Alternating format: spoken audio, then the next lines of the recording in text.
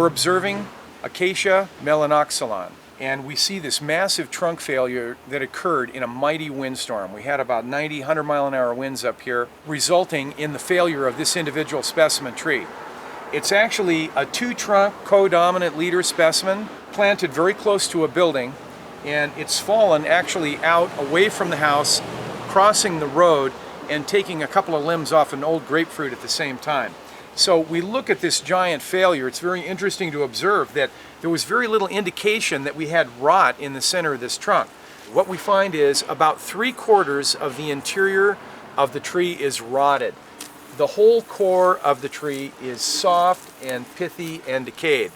The alarming fact with this is there were no indicators on the surface that the tree had such a degree of decay that was taking place inside. We believe that early root damage may have played into this failure, because certainly this is not structural wood. The outer layer, the living cambium on the surface, still looks good, but it only goes in an inch or two of sound wood and then right into the pithy, soft, decaying tissue.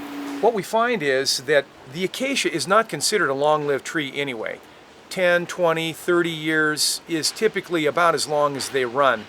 These have exceeded that lifespan already. Some of the acacias, when they begin to reach some age and maturity, there's issues of stability and strength and vitality to the tree. A careful exploration of the root crown could have revealed the tree's poor condition. This tree probably, even though it's a short-lived tree, would have continued several more years if it had not received root damage. I would say the root damage is pretty much guaranteed, that the tree had some root cutting or injury to the tree's root crown at some point in its life, because we don't see exterior injury on the main stem.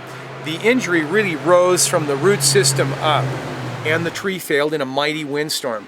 Very, very strong windstorm. If we had not had those 90-mile-an-hour, 100-mile-an-hour gusts, the tree would still be standing. But not to say it didn't have a defect inside. So the tree didn't uproot, it simply snapped the trunk off. You can see actually it twisted. There's some powerful cyclonic forces that just rotated and twisted this main stem. You can see how it's wrapped around and down, fell all the way across the street. Catastrophic failure. And of course, there's nothing to do about this. This has to be removed.